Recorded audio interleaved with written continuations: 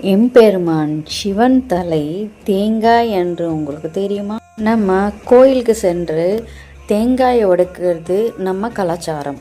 இந்த கலாச்சாரத்தை தொடங்கியவர் நம் சிவபெருமான் தான். ஒரு நாள் சிவபெருமான் திரிபுராசுரா என்ற அரக்கனை வதம் செய்ய யுத்தத்துக்கு கிளம்பும்போ அந்த ரதத்தின் சக்கரங்கள் உடைந்து அந்த ரதம் நின்று விட்டது. அந்த ரதசாரதியான பிரம்மா, சிவபெருமானே, எந்த காரியமும் முதல் செய்யும் முன் நீங்கள் பிள்ளையார் பூஜை பண்ணணும்னு சொல்லி நீங்கள் தானே சொல்லியிருக்கீங்க, ஆனால் அதுவே நீங்கள் மறந்துட்டீங்களே என்று சிவபெருமானை நினைவுபடுத்துவார் பிரம்மா. ஆமாம் பிரம்மதேவரே, மறந்துவிட்டேன் என்று விதவிதமான பூ பழங்களோடு பலகாரங்கள் வைத்து நைவேத்தியம் வைத்து பிள்ளையாருக்கு சமர்ப்பிப்பார். ஆனால் பிள்ளையார் அதை ஏற்றுக்கவே மாட்டார். ஆனால் பார்வதி தேவி வந்து கூட பிள்ளையாருக்கு அந்த நைவேத்தியங்கள் கொடுத்தாலும் அவர் ஏற்றுக்கவே மாட்டார்.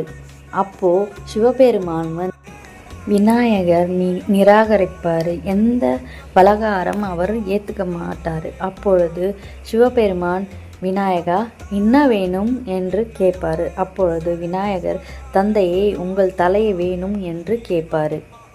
அப்பொழுது ஆச்சரியத்துடன் ஆழ்ந்த சிந்தனையில் சிவபெருமான் யோசிப்பார். அப்பொழுது இது தெய்வ நிர்ணயம், இதை மறக்க முடியாது என்று அவர் யோசித்து அவர் போலே அப்படியே சிவபெருமான் தலையை போலே ஒரு பழத்தை உருவாக்குவார். அது 3 கண்ணு குடுமி இருக்கிற மாதிரி, அதுதான் தேங்காய். அந்த பழத்தை எடுத்து, விநாயகா, நீ கேட்ட என் தலை எடுத்துக்கொள் என்று கொடுப்பார். ஆனந்தத்துடன் விநாயகர் அது ஏற்றுப்பார். அன்னைக்கு ஆரம்பித்தது தான் இந்த தேங்காய் கோவில்களில் வடிக்கிறது. வீட்டில் பூஜை பண்ணும்போது எந்த சுபகாரியமாக இருந்தாலும் எந்த சுப நிகழ்ச்சி இருந்தாலும் தேங்காய் உடைக்கிறதுன்றது அன்னைக்கு ஆரம்பித்த பாரம்பரியம்தான். அதை சிவபெருமானும் ஆரம்பித்து வைத்தது தான். இந்த ஐதீகத்தை, இந்த பாரம்பரியத்தை ஆரம்பித்து வைத்தது அந்த சாக்ஷாத் அந்த சிவபெருமான் தான்.